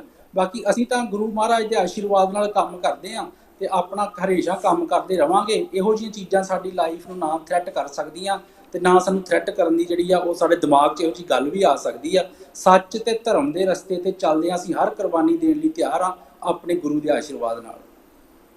ਤੁਹਾਨੂੰ ਕਦੇ ਲੱਗਾ ਕਿ ਪ੍ਰੋਫੈਸ਼ਨਲ ਕਰੀਅਰ ਵੀ ਦਾਅ ਦੇ ਉੱਤੇ ਲੱਗ ਸਕਦਾ ਹੈ ਬਿਕੋਜ਼ ਜੇਕਰ ਅਸੀਂ ਦੇਖੀਏ ਕਿ ਵਕਾਲਤ ਜਿਹੜਾ ਬੰਦਾ ਕਰਦਾ ਹੈ ਉਸਦੇ ਕਈ ਲਿੰਕਸ ਹੁੰਦੇ ਨੇ, ਉਸਦੇ ਜਿਹੋ ਜਿਹੇ ਤੁਸੀਂ ਮਨੁੱਖੀ ਅਧਿਕਾਰਾਂ ਦੀ ਰਾਖੀ ਦੇ ਲਈ ਅੱਗੇ ਵੱਧ ਕੇ ਗੱਲ ਕਰਦੇ ਹੋ। ਅਸੀਂ ਖਾਲੜਾ ਕਮਿਸ਼ਨ ਦੀ ਗੱਲ ਕਰ ਲਈਏ, ਉਹਨਾਂ ਲੋਕਾਂ ਦੀ ਗੱਲ ਕਰਨੀ ਜਿਨ੍ਹਾਂ ਨੂੰ ਕਿਸੇ ਨਾ ਕਿਸੇ ਤਰੀਕੇ ਦੇ ਨਾਲ ਇੱਕ ਸਮੇਂ ਦੇ ਉੱਤੇ ਸਟੇਟ ਦੇ ਵੱਲੋਂ ਸੂਚੀਆਂ ਦੇ ਵਿੱਚੋਂ ਨਾਮ ਕੱਟਣ ਦੀਆਂ ਕੋਸ਼ਿਸ਼ਾਂ ਕੀਤੀਆਂ ਗਈਆਂ। ਆਪਣੇ ਪ੍ਰੋਫੈਸ਼ਨ ਦੇ ਬਾਰੇ ਵੀ ਤਾਂ ਸੋਚਿਆ ਹੋਵੇਗਾ ਤੁਸੀਂ। ਹਾਂਜੀ ਦੇਖੋ, ਪ੍ਰੋਫੈਸ਼ਨ ਤਾਂ ਆਪਾਂ ਆਪਣੀ ਡਿਊਟੀ ਤੇ ਆਪਣਾ ਫਰਜ਼ ਆਪਾਂ ਨਿਭਾ ਰਹੇ ਹਾਂ। ਇਹਦੇ ਵਾਸਤੇ ਕੇਸਿਸ ਕਿੰਨੇ ਆਉਂਦੇ ਆ, ਕਿੰਨੇ ਨਹੀਂ ਆਉਂਦੇ, ਜਾਂ ਮੇਰਾ ਕਿੰਨੀ ਆਮਦਨ ਆ ਜਾਂ ਨਹੀਂ ਆਮਦਨ, ਇਹ ਚੀਜ਼ ਮੇਰੀਆਂ ਲਾਈਫ ਦੇ ਵਿੱਚ ਮੈਟਰ ਨਹੀਂ ਕਰਦੀ। ਮੇਰੇ ਇਹ ਚੀਜ਼ ਮੈਟਰ ਕਰਦੀ ਹੈ ਕਿ ਆਪਣੀ ਕੌਮ ਲਈ, ਆਪਣੇ ਲੋਕਾਂ ਲਈ ਮੈਂ ਕੀ ਕੁਝ ਕਰ ਸਕਦਾ ਤੇ ਕੀ ਕੁਝ ਕਰ ਰਿਹਾ, ਮੈਂ ਲੋਕਾਂ ਵਾਸਤੇ ਕਿੰਨਾ ਕਮਿਟਡ ਹੈਗਾ। ਸੋ ਇਸ ਕਰਕੇ ਮੈਂ ਆਪਣੇ ਪ੍ਰੋਫੈਸ਼ਨ ਵੱਲ ਜਾਂ ਕਦੀ ਮੋਨੀਟਰੀ ਟਰਮਸ ਦੇ ਵਿੱਚ ਜਾਂ ਫਾਈਨੈਂਸ਼ੀਅਲ ਟਰਮਸ ਦੇ ਵਿੱਚ ਮੈਂ ਕਦੀ ਨੂੰ ਐਨਾਲਾਈਜ਼ ਨਹੀਂ ਕੀਤਾ ਔਰ ਨਾ ਹੀ ਕਦੀ ਕੋਸ਼ਿਸ਼ ਕੀਤੀ। ਪੋਲੀਟੀਕਲੀ ਜੇਕਰ ਅਸੀਂ ਗੱਲ ਕਰੀਏ ਤਾਂ ਸਰਕਾਰ ਦੀ ਵੀ, ਸਟੇਟ ਦੀ ਵੀ ਨਜ਼ਰ ਹੁੰਦੀ ਹੈ ਕਿ ਇਹ ਵਕੀਲ ਕਿਸ ਤਰੀਕੇ ਦੇ ਨਾਲ, ਕਿਹਨਾਂ ਤੱਥਾਂ ਦੇ ਆਧਾਰ ਦੇ ਉੱਤੇ ਅਜਿਹੇ ਮੁਕੱਦਮੇ ਲੜਦੇ ਨੇ। ਤੁਹਾਨੂੰ ਕਦੇ ਲੱਗਾ ਕਿ ਪੋਲੀਟੀਕਲੀ ਫਾਇਦਾ ਤੁਹਾਡੇ ਕੇਸਾਂ ਤੋਂ ਕਿਸੇ ਹੋਰ ਨੂੰ ਹੋ ਰਿਹਾ, ਦੂਸਰੇ ਧੜੇ ਨੂੰ ਹੋ ਰਿਹਾ? ਉਹ ਤਾਂ ਸਾਰੀ ਜਿਹੜੇ ਬੰਦੇ ਨੂੰ, ਜਿਹੜਾ ਬੰਦਾ ਸੱਚ ਦੇ ਰਾਹ ਤੇ ਚੱਲਦਾ, ਉਹਨੂੰ ਤਾਂ ਸ਼ੁਰੂ ਤੋਂ ਹੀ ਏਜੰਸੀਜ਼ ਤੇ ਸਟੇਟ ਨੇ ਟਾਰਗੇਟ ਤੇ ਰੱਖਿਆ ਹੋਇਆ।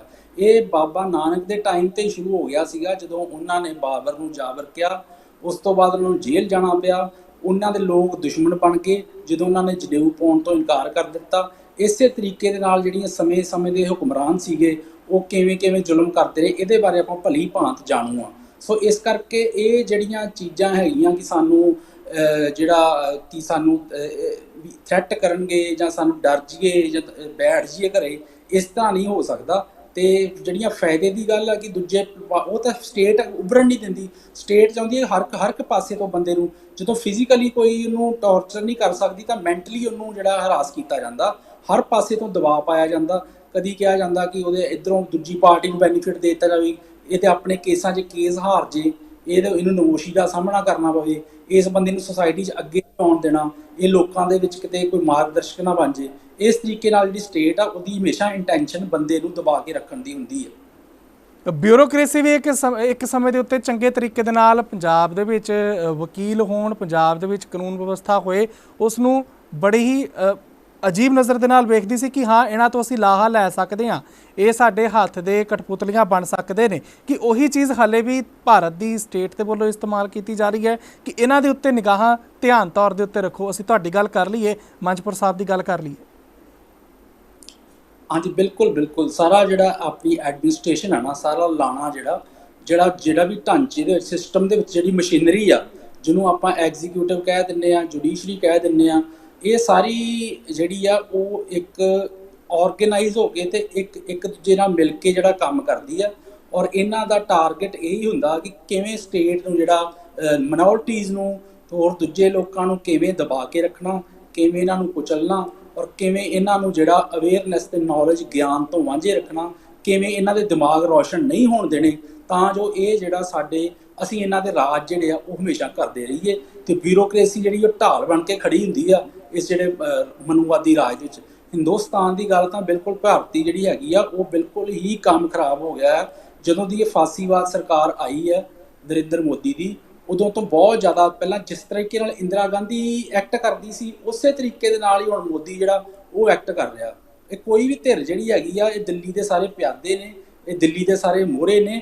ਇਹਨਾਂ ਨੇ ਹਮੇਸ਼ਾ ਪੰਜਾਬ ਦਾ ਤੇ ਸਿੱਖਾਂ ਦਾ ਬੇੜਾ ਇਹਨਾਂ ਨੂੰ ਡੋਬਿਆ ਹੋਇਆ ਵਾ। ਇਸ ਕਰਕੇ ਭਾਵੇਂ 84 ਹੋਵੇ, ਜੂਨ 84 ਹੋਵੇ, ਨਵੰਬਰ 84 ਹੋਵੇ, ਬੇਅਦਬੀਆਂ ਹੋਣ ਤੇ ਹੋਰ ਮੁੱਦੇ ਹੋਣ, ਇਹ ਸਾਰੇ ਜਿਹੜੇ ਹੈਗੇ ਆ, ਇਹ ਸਟੇਟ ਜਿਹੜੀ ਆ ਉਹ ਉਹਨੇ ਧੱਕੇਸ਼ਾਹੀ ਕਰਦੀ ਹੈ ਤੇ ਇਹਨੇ ਕਰਦੀ ਹੀ ਰਹਿਣਾ, ਤੇ ਅਸੀਂ ਆਪਣੀ ਆਵਾਜ਼ ਜਿਹੜੀ ਆ ਉਹ ਬੁਲੰਦ ਕਰਦੇ ਰਹਿਣਾ। ਰੰਧਾਵਾ ਜੀ, ਰਾਸ਼ਟਰਵਾਦ ਦੇ ਨਾਮ ਦੇ ਉੱਤੇ ਹਮੇਸ਼ਾ ਅਜਿਹੇ ਮੁੱਦੇ ਲਿਆ ਕੇ ਖੜੇ ਕਰ ਦਿੱਤੇ ਜਾਂਦੇ ਨੇ।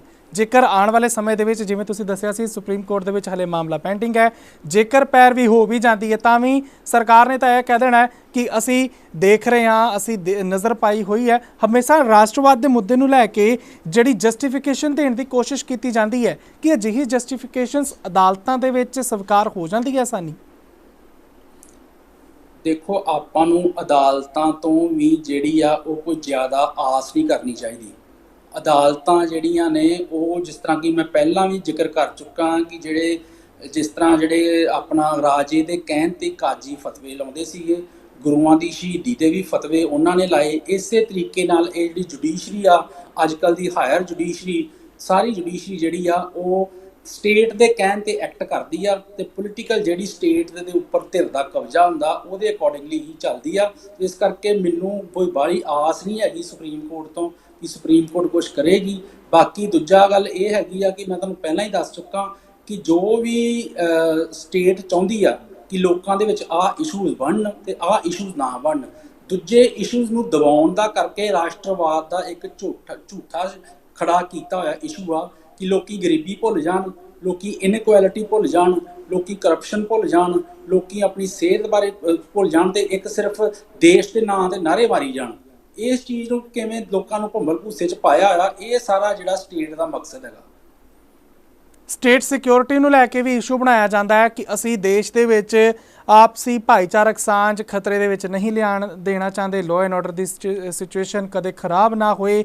ਇਹਨਾਂ ਸਾਰੀਆਂ ਚੀਜ਼ਾਂ ਨੂੰ ਲੈ ਕੇ ਜਦ ਕਿਸੇ ਦੇਸ਼ ਦੀ ਸੁਰੱਖਿਆ ਨੂੰ ਹਵਾਲਾ ਦੇ ਕੇ ਅਜਿਹੇ ਕਾਰਜ ਕੀਤੇ ਜਾਂਦੇ ਨੇ ਤਦ ਵੀ ਸਰਕਾਰ ਆਪਣਾ ਪੱਖ ਪੂਰੇ ਤਰੀਕੇ ਦੇ ਨਾਲ ਸਾਹਮਣੇ ਰੱਖ ਤਾਂ ਦਿੰਦੀ ਹੈ, ਤੇ ਲੋਕਾਂ ਨੂੰ ਜਿਨ੍ਹਾਂ ਨੂੰ ਰਾਸ਼ਟਰਵਾਦ ਦੇ ਨਾਮ ਦੇ ਉੱਤੇ ਉਕਸਾਇਆ ਪਹਿਲਾਂ ਹੀ ਜਾ ਚੁੱਕਿਆ, ਉਹ ਤਾਂ ਸਟੇਟ ਦੀ ਗੱਲ ਆਪੇ ਹੀ ਮੰਨਣਗੇ।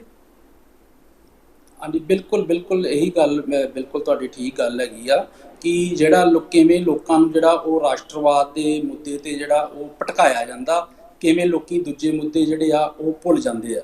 ਔਰ ਦੂਜੀ ਗੱਲ ਰਹੀ ਇਹਦੀ ਜਿਹੜਾ ਸਿਸਟਮ ਆ, ਸਿਸਟਮ ਦੇ ਵਿੱਚ ਇੱਕ ਚੀਜ਼ ਨਹੀਂ ਕੰਮ ਕਰਦੀ, ਬਹੁਤ ਸਾਰੀਆਂ ਚੀਜ਼ਾਂ ਕੰਮ ਕਰਦੀਆਂ ਨੇ। ਸਟੇਟ ਦਾ ਇੱਕ ਵੱਖਰਾ ਢਾਂਚਾ ਬਣਿਆ ਹੋਇਆ ਵਾ, ਔਰ ਢਾਂਚਾ ਇੱਕ ਦੂਜੇ ਨਾਲ ਮਿਲ ਕੇ ਕੰਮ ਕਰਦਾ, ਔਰ ਕਿਵੇਂ ਉਹ ਓਪਰੇਸ਼ਨਸ ਕਰਦਾ, ਸਪਰੈਸ਼ਨ ਕਰਦਾ, ਇਹ ਤੋਂ ਆਪਾਂ ਸਾਰੇ ਭਲੀ ਭਾਂਤ ਜਾਣੂ ਆ। ਭਾਰਤ ਦੇ ਕਾਨੂੰਨ ਦੇ ਵਿੱਚ ਤੁਸੀਂ ਆਪਣੇ ਹੁਣੇ ਗੱਲਬਾਤ ਦੇ ਵਿੱਚ ਜ਼ਿਕਰ ਕੀਤਾ ਕਿ ਐਕਟ ਅਜਿਹੇ ਨਹੀਂ ਹੈਗੇ ਕਿ ਲੋਕਾਂ ਦੀ ਪ੍ਰਾਈਵੇਸੀ ਜਿਸ ਤਰੀਕੇ ਦੇ ਨਾਲ ਕਤਲ ਕੀਤੀ ਜਾਂਦੀ ਹੈ, ਜਾਂ ਉਹਨਾਂ ਦੇ ਮੋਬਾਈਲ ਫੋਨ, ਉਹਨਾਂ ਦੀ ਜ਼ਿੰਦਗੀ, ਉਹਨਾਂ ਦੇ ਆਉਣ ਜਾਣ ਦਾ ਸਮਾਂ ਤੈਅ ਰੱਖਣਾ, ਇਹਨਾਂ ਸਾਰੀਆਂ ਚੀਜ਼ਾਂ ਦੇ ਉੱਤੇ ਜੇਕਰ ਕੋਈ ਨਜ਼ਰ ਰੱਖੇ ਕਿ ਕਾਨੂੰਨ ਦੀ ਕਿਤਾਬ ਦੇ ਵਿੱਚ ਕੁਝ ਅਜਿਹਾ ਹੈਗਾ ਵੀ ਹੈ ਕਿ ਹੱਕ ਦੀ ਆਵਾਜ਼ ਕੋਈ ਬੰਦਾ ਬੁਲੰਦ ਕਰ ਵੀ ਸਕੇ। ਦੇਖੋ, ਕਾਨੂੰਨ ਦੇ ਵਿੱਚ ਤਾਂ ਬਹੁਤ ਸਭ ਕੁਝ ਹੈਗਾ, ਪਰ ਜਿਹੜੀ ਕਾਨੂੰਨ ਦੀ ਮਸ਼ੀਨਰੀ ਹੈ ਨਾ, ਜਿਹੜੀ ਕਾਨੂੰਨ ਨੂੰ ਲਾਗੂ ਕਰਦੀ ਹੈ, ਉਹ ਮਸ਼ੀਨਰੀ ਜਿਹੜੀ ਆ ਉਹ ਇੰਪੋਰਟੈਂਟ ਹੋ ਗਈ ਆ, ਇਨਕੰਪੀਟੈਂਟ ਹੋ ਗਈ ਆ। ਔਰ ਇਸ ਕਰਕੇ ਹੋ ਤਾਂ ਬਹੁਤ ਕੁਝ ਸਕਦਾ, ਪਰ ਸਾਨੂੰ ਆਸ ਹੀ ਨਹੀਂ ਹੈਗੀ ਇਸ ਜੁਡੀਸ਼ੀਅਲ ਸਿਸਟਮ ਤੋਂ, ਆਸ ਨਹੀਂ ਕਰਨੀ ਚਾਹੀਦੀ। ਇਹ ਜਿਹੜੇ ਜੱਜਿਸ ਨੇ, ਇਹ ਉਹਨਾਂ ਤੋਂ ਪਹਿਲਾਂ ਵੀ ਮੈਂ ਜ਼ਿਕਰ ਕਰ ਚੁੱਕਾ, ਇਹ ਉਹਨਾਂ ਕਾਜ਼ੀਆਂ ਦਾ ਰੂਪ ਧਾਰਨ ਕਰ ਚੁੱਕੇ ਨੇ। ਇਸ ਕਰਕੇ ਜੁਡੀਸ਼ਰੀ ਤੋਂ ਕੋਈ ਆਸ ਨਹੀਂ ਰੱਖਣੀ ਚਾਹੀਦੀ। ਔਰ ਦੇਖੋ ਨਾ, ਜੁਡੀਸ਼ਰੀ ਤੋਂ ਤੁਸੀਂ 1984 ਦੇ ਵਿੱਚ ਦੇਖੋ ਕੀ ਹੋਇਆ ਕਿ ਉੱਥੇ ਖੂਨ ਦੀਆਂ ਨਦੀਆਂ ਜਿਹੜੀਆਂ ਵਹੀਆਂ ਦਿੱਲੀ ਦੇ ਵਿੱਚ, ਤੇ ਜੂਨ ਦੇ ਵਿੱਚ ਦਰਬਾਰ ਸਾਹਿਬ ਵਿੱਚ ਵਹੀਆਂ, ਤੇ ਨਵੰਬਰ ਦੇ ਵਿੱਚ ਦਿੱਲੀ ਵਿੱਚ ਖੂਨ ਦੀਆਂ ਨਦੀਆਂ ਵਹੀਆਂ, ਪਰ ਕਿਸੇ ਵੀ ਜੱਜ ਨੂੰ ਸਿਓ ਮੋਟੋ ਐਕਸ਼ਨ ਲੈਣ ਦਾ ਕੋਈ ਗੱਲ ਚੇਤੇ ਨਹੀਂ ਆਈ। ਜਦ ਕਿ ਅੱਜ ਇੱਕ ਛੋਟੀ ਜਿਹੀ ਗੱਲ ਤੇ ਸਿਓ ਮੋਟੋ ਲੈ ਲੈਂਦੇ ਆ, ਫਲਾਣੇ ਥਾਂ ਕਿਸੇ ਦਾ ਮਰਡਰ ਹੋ ਗਿਆ ਜਾਂ ਲੈਣਾ ਚਾਹੀਦਾ, ਪਰ ਉਦੋਂ ਜਿਹੜੀ ਜੁਡੀਸ਼ਰੀ ਕਿੱਥੇ ਗਈ ਸੀ। ਔਰ 84 ਦੇ ਜਿਹੜੇ ਕਤਲੇਆਮ ਜੈਨੋਸਾਈਡ ਦੇ ਦੋਸ਼ੀ ਆ, ਉਹ ਕਿੰਨਿਆਂ ਨੂੰ ਸਜ਼ਾਵਾਂ ਮਿਲੀਆਂ, ਇੰਨਾ 8-10 ਹਜ਼ਾਰ ਦਾ ਦੱਸੀ ਜਾਂਦੀ ਗਿਣਤੀ, ਉਹ ਸਾਰੇ ਦੋਸ਼ੀ ਕਿੱਥੇ ਫੜੇ ਗਏ ਆ। ਇਸ ਕਰਕੇ ਜੁਡੀਸ਼ਰੀ ਤੋਂ ਬਾਹਲੀ ਆਸ ਜਿਹੜੀ ਹੈ ਰੱਖਣੀ ਨਹੀਂ ਚਾਹੀਦੀ, ਨਾ ਹੀ ਸਾਨੂੰ ਇਤਿਹਾਸ ਹੈਗੀ। ਬਿਲਕੁਲ, ਅਸੀਂ ਇੱਕ ਵਾਰ ਫਿਰ ਤੋਂ ਉਸੇ ਪਹਿਲੇ ਦਿਨ ਦੇ ਵੱਲ ਵੱਧਦੇ ਹਾਂ ਜਿਸ ਦਿਨ ਤੁਹਾਨੂੰ ਇਹ ਖਬਰ ਮਿਲੀ ਕਿ ਹਾਂ ਤੁਹਾਡਾ ਨਾਮ ਇਸ ਸੂਚੀ ਦੇ ਵਿੱਚ ਸੀਗਾ। ਹਾਲਾਂਕਿ ਉਹ ਮੁੱਦਾ ਹਾਲ ਤੱਕ ਪਾਰਲੀਮੈਂਟ ਦੇ ਵਿੱਚ ਨਹੀਂ ਵਿਚਾਰਿਆ ਗਿਆ ਸੀ। ਹੁਣ ਇਸ ਵੇਲੇ ਤੁਹਾਡੇ ਵੱਲੋਂ ਆਉਣ ਵਾਲੇ ਦਿਨਾਂ ਦੇ ਵਿੱਚ ਕੀ ਕੁਝ ਐਕਸ਼ਨ ਲਿੱਤਾ ਜਾਏਗਾ, ਜਾਂ ਹਾਲੇ ਤੁਸੀਂ ਵੀ ਵੇਟ ਕਰੋਗੇ ਕਿ ਮਾਮਲਾ ਸੁਪਰੀਮ ਕੋਰਟ ਦੇ ਵਿੱਚ ਕਿਸ ਹੱਦ ਤੱਕ ਅੱਗੇ ਚੱਲਦਾ? ਦੇਖੋ, ਇਹਦੇ ਰਿਗਾਰਡਿੰਗ ਪਹਿਲਾਂ ਮੈਂ ਗੱਲ ਕਰ ਚੁੱਕਾ, ਜਿਹੜੇ ਦੂਜੇ ਸਾਡੇ ਪੰਜਾਬ ਤੋਂ ਹੈਗੇ ਨੇ, ਮੰਝਪੁਰ ਸਾਹਿਬ, ਹੀਰਾਂ ਸਾਹਿਬ, ਸੱਜਣ ਸਾਹਿਬ, ਉਹਨਾਂ ਸਾਰਿਆਂ ਦੇ ਅਸੀਂ ਜਿਹੜਾ ਬੈਠ ਕੇ ਮੀਟਿੰਗ ਕਰਾਂਗੇ, ਵਿਚਾਰਾਂਗੇ ਕਿ ਜਿਹੜੀ ਕ੍ਰਿਮੀਨਲ ਲਾਇਬਿਲਿਟੀ ਫਿਕਸ ਕਰਨੀ ਆ ਜਾਂ ਸਿਵਲ ਲਾਇਬਿਲਿਟੀ ਫਿਕਸ ਕਰਨੀ ਸਟੇਟ ਦੀ। ਬਾਕੀ ਫਿਲਹਾਲ ਮਸਲਾ ਪੈਂਡਿੰਗ ਆ, ਉਹਨੂੰ ਜਾਂ ਅਸੀਂ ਉਹਨੂੰ ਡਿਸਾਈਡ ਦੇਖ ਲਈਏ ਸੁਪਰੀਮ ਕੋਰਟ ਕੀ ਕਰਦੀ ਹੈ ਤੇ ਫਾਈਨਲ ਆਰਡਰ ਕੀ ਦਿੰਦੀ ਆ, ਉਸ ਤੋਂ ਬਾਅਦ ਫਿਰ ਅਸੀਂ ਆਪਣਾ ਜਿਹੜਾ ਉਹ ਨੈਕਸਟ ਸਟੈਪ ਜਿਹੜਾ ਚੁੱਕੀਏ। ਸੋ ਅਜੇ ਤਾਂ ਵੇਟ ਐਂਡ ਵਾਚ ਵਾਲੀ ਜਿਹੜੀ ਹੈਗੀ ਆ ਨਾ ਜੀ, ਉਹੀ ਸਟ੍ਰੈਟਜੀ ਅਪਣਾਈ ਜਾ ਰਹੀ ਹੈ। ਬਿਲਕੁਲ ਰੰਧਾਵਾ ਜੀ, ਇੱਕ ਸਵਾਲ ਹੈਗਾ ਕਿ ਜੇਕਰ ਪੰਜਾਬ ਦੇ ਵਿੱਚ ਅਸੀਂ ਪੱਤਰਕਾਰਾਂ ਦੇ ਨਾਮ ਦੇਖ ਲਏ, ਅਸੀਂ ਵਕੀਲਾਂ ਦੇ ਨਾਮ ਦੇਖ ਲਏ, ਆਉਣ ਵਾਲੇ ਦਿਨਾਂ ਦੇ ਵਿੱਚ ਹੋਰ ਵੀ ਲੋਕ ਸਾਹਮਣੇ ਆਉਂਦੇ ਨੇ ਜਿਨ੍ਹਾਂ ਦੇ ਨਾਮ ਅਜਿਹੀ ਸੂਚੀ ਦੇ ਵਿੱਚ ਸੀਗੇ, ਤਾਂ ਪੰਜਾਬ ਦੇ ਲਈ ਖਾਸ ਤੌਰ ਦੇ ਉੱਤੇ ਕਿਸ ਤਰੀਕੇ ਦੇ ਨਾਲ ਖਤਰਾ ਬਣ ਸਕਦਾ ਹੈ? ਕਿਉਂਕਿ ਘੱਟ ਗਿਣਤੀ ਸਿੱਖ ਇੱਥੇ ਮੌਜੂਦ ਨੇ, ਸਮੇਂ-ਸਮੇਂ ਦੇ ਉੱਤੇ ਵੱਖ-ਵੱਖ ਸਰਕਾਰਾਂ ਵੀ ਵੱਖਵਾਦ ਦੇ ਨਾਮ ਦੇ ਉੱਤੇ, ਅੱਤਵਾਦ ਦੇ ਨਾਮ ਦੇ ਉੱਤੇ ਸਿੱਖਾਂ ਨੂੰ ਘੇਰਨ ਦੇ ਵਿੱਚ ਕਦੇ ਕੋਈ ਕਮੀ ਕਦੇ ਕੋਈ ਕਸਰ ਨਹੀਂ ਛੱਡਦੀਆਂ। ਹਾਂਜੀ, ਬਿਲਕੁਲ ਤੁਹਾਡੀ ਸਹੀ ਗੱਲ ਹੈ ਜੀ। ਇਹ ਜਿਹੜੇ ਐਕਚੁਅਲੀ ਮਨੂਵਾਦੀ ਧਿਰਾਂ ਹੈਗੀਆਂ ਨੇ, ਸਾਰੀਆਂ ਮਨੂਵਾਦੀ ਧਿਰਾਂ ਤੇ ਦਿੱਲੀ ਦੇ ਜਿਹੜੇ ਪਿਆਦੇ ਨੇ, ਇਹ ਹਮੇਸ਼ਾ ਹੀ ਸਿੱਖੀ ਉਦੋਂ ਤੋਂ ਹੀ ਰੜਕਦੀ ਆ ਰਹੀ ਆ ਜਦੋਂ ਤੋਂ ਬਾਬਾ ਨਾਨਕ ਜੀ ਨੇ ਜਨੇਊ ਪਾਉਣ ਤੋਂ ਇਨਕਾਰ ਕਰ ਦਿੱਤਾ। ਇਸ ਕਰਕੇ 5 ਸਦੀਆਂ ਪੁਰਾਣਾ ਵੈਰ ਚੱਲਿਆ ਆ ਰਿਹਾ ਇਹਨਾਂ ਲੋਕਾਂ ਦਾ ਮਨੂਵਾਦ। ਇਹ ਕਦੀ ਤਾਂ ਪ੍ਰਿਥੀ ਚੰਦ ਦੇ ਰੂਪ ਦੇ ਵਿੱਚ ਕਦੀ ਅੱਗੇ ਆ ਜਾਂਦੇ ਆ, ਕਦੀ ਧੀਰ ਮੱਲੀਆਂ ਦੇ ਰੂਪ ਦੇ ਵਿੱਚ ਅੱਗੇ ਆ ਜਾਂਦੇ ਆ। ਇਹ ਉਹੀ ਜਿਹੜੇ ਮਨੂਵਾਦੀ ਹੈਗੇ ਨੇ ਜਿਹੜੇ ਗੁਰੂਆਂ ਦੇ ਟਾਈਮ ਤੇ ਵੀ ਮੌਜੂਦ ਸੀਗੇ। ਇਸ ਕਰਕੇ ਇਹਨਾਂ ਨੂੰ ਸਿੱਖੀ ਕਿਉਂਕਿ ਸਰਬ ਸਾਂਝੀਵਾਲਤਾ ਦੀ ਗੱਲ ਕਰਦੀ ਆ, ਸਿੱਖੀ ਸਰਬੱਤ ਦੇ ਭਲੇ ਦੀ ਗੱਲ ਕਰਦੀ ਆ, ਸਿੱਖੀ ਹਲੇਮੀ ਰਾਜ ਦੀ ਗੱਲ ਕਰਦੀ ਆ, ਸਿੱਖੀ ਬੇਗਮਪੁਰੇ ਦੀ ਗੱਲ ਕਰਦੀ ਆ। ਤੇ ਇਸ ਕਰਕੇ ਇਹਨਾਂ ਲੋਕਾਂ ਨੂੰ ਇਹ ਚੀਜ਼ਾਂ ਜਿਹੜੀਆਂ ਉਹ ਸੂਟ ਨਹੀਂ ਕਰਦੀਆਂ। ਇਸ ਕਰਕੇ ਇਹਨਾਂ ਨੇ ਜ਼ਬਰ ਜ਼ੁਲਮ ਕਰਨਾ, ਇਸ ਕਰਕੇ ਇਹਨਾਂ ਨੇ ਸਿੱਖੀ ਨੂੰ ਜਿਹੜਾ ਇਹਨਾਂ ਨਾਲ ਦੁਸ਼ਮਣੀ ਕਮਾ ਰਹੇ ਆ ਤੇ 5 ਸਦੀਆਂ ਪੁਰਾਣਾ ਵੈਰ ਜਿਹੜਾ ਉਹ ਕੱਢ ਰਹੇ। ਬਿਲਕੁਲ, ਅਕਾਲ ਚੈਨਲ ਦੇ ਦਰਸ਼ਕਾਂ ਤੱਕ ਸਾਡੇ ਵੱਲੋਂ ਇਹ ਜਾਣਕਾਰੀ ਪਹੁੰਚਾਈ ਗਈ। ਦੋਹਾਂ ਅਸੀਂ ਵਕੀਲਾਂ ਦੇ ਨਾਲ ਹੁਣ ਗੱਲ ਕਰ ਚੁੱਕੇ ਹਾਂ। ਤੁਹਾਡੇ ਤੋਂ ਪਹਿਲਾਂ ਅਸੀਂ ਮੰਚਪੁਰ ਸਾਹਿਬ ਉਹਨਾਂ ਦੇ ਨਾਲ ਵੀ ਗੱਲਬਾਤ ਕੀਤੀ।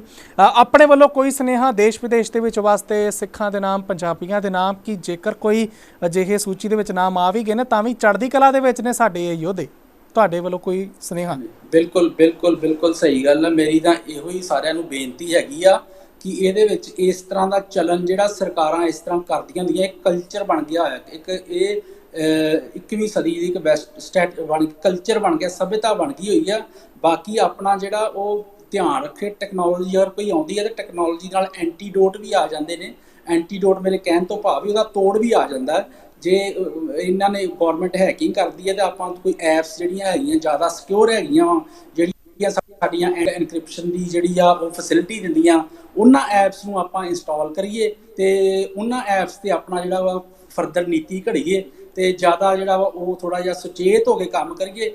ਬਾਕੀ ਸਾਨੂੰ ਨਾ ਕੋਈ ਡਰ ਆ, ਨਾ ਕੋਈ ਪ੍ਰਵਾਹ, ਤੇ ਨਾ ਵੀ ਕਿਸੇ ਨੂੰ ਕਰਨ ਦੀ ਡਰਨ ਦੀ ਲੋੜ ਹੈਗੀ ਹੈ। ਬਿਲਕੁਲ, ਧੰਨਵਾਦ ਤੁਹਾਡਾ ਜਗਦੀਪ ਸਿੰਘ ਜੀ। ਤੁਸੀਂ ਆਪਣਾ ਸਮਾਂ ਦਿੱਤਾ, ਸੰਗਤਾਂ ਦੇ ਨਾਲ, ਦਰਸ਼ਕਾਂ ਦੇ ਨਾਲ ਆਪਣੇ ਵਿਚਾਰ ਸਾਂਝੇ ਕੀਤੇ। ਆਸ ਕਰਦੇ ਹਾਂ ਜਿਸ ਉਮੀਦ ਦੇ ਨਾਲ, ਜਿਸ ਜੋਸ਼ ਦੇ ਨਾਲ ਤੁਸੀਂ ਹਲੇ ਵੀ ਡਟੇ ਹੋਏ ਹੋ, ਨਹੀਂ ਤਾਂ ਹੌਸਲਾ ਟੁੱਟ ਜੇ ਆਮ ਵਿਅਕਤੀ ਦਾ ਜਿਸ ਵੇਲੇ ਪਤਾ ਲੱਗੇ ਹਾਏ ਤੋਬਾ ਕਿ ਅੰਤਰਰਾਸ਼ਟਰੀ ਇੰਟਰਨੈਸ਼ਨਲ ਲੈਵਲ ਦੇ ਉੱਤੇ ਜਸੂਸੀ ਦੇ ਮਾਮਲੇ ਦੇ ਵਿੱਚ ਸਾਡੇ ਨਾਮ, ਸਾਡੀ ਜਸੂਸੀ ਹੋਈ ਹੈ। ਲੇਕਿਨ ਫਿਰ ਵੀ ਤੁਸੀਂ ਜਿਸ ਤਰੀਕੇ ਦੇ ਨਾਲ ਆਪਣੇ ਵਿਚਾਰ ਸਾਂਝੇ ਕੀਤੇ, ਅਸੀਂ ਵੀ ਧੰਨਵਾਦ ਕਰਦੇ ਹਾਂ ਤੁਹਾਡਾ ਅਤੇ ਆਸ ਕਰਦੇ ਹਾਂ ਇਸੇ ਤਰੀਕੇ ਦੇ ਨਾਲ ਤੁਸੀਂ ਹੱਕ ਸੱਚ ਦੀ ਆਵਾਜ਼ ਬੁਲੰਦ ਕਰਦੇ ਰਹੋਗੇ ਅਤੇ ਖਾਲੜਾ ਕਮਿਸ਼ਨ ਜੋ ਹਮੇਸ਼ਾ ਅਜਿਹੇ ਕੰਮਾਂ ਦੇ ਲਈ ਜਾਣਿਆ ਜਾਂਦਾ ਹੈ, ਜੋ ਮਨੁੱਖਤਾ ਦੀ ਭਲਾਈ ਕਰਦਾ ਹੈ, ਮਨੁੱਖਤਾ ਦੇ ਹੱਕਾਂ ਦੀ ਰਾਖੀ ਦੀ ਗੱਲ ਕਰਦਾ ਹੈ, ਉਹਨਾਂ ਦੀ ਵੀ ਅਸੀਂ ਇਹੀ ਉਮੀਦ ਕਰਦੇ ਹਾਂ ਕਿ ਹਰ ਇੱਕ ਕੰਮ ਸਫਲਤਾ ਵੱਲ ਅੱਗੇ ਵਧੇ। ਧੰਨਵਾਦ ਜਗਦੀਪ ਸਿੰਘ ਜੀ। ਫਤਿਹ ਦੀ ਸਾਂਝ ਪਾਉਂਦੇ ਹਾਂ ਜੀ। ਘਰ ਤੇ ਇਜਾਜ਼ਤ ਚਾਹੁੰਦੇ ਹਾਂ। ਵਾਹਿਗੁਰੂ ਜੀ ਕਾ ਖਾਲਸਾ, ਵਾਹਿਗੁਰੂ ਜੀ ਕੀ ਫਤਿਹ।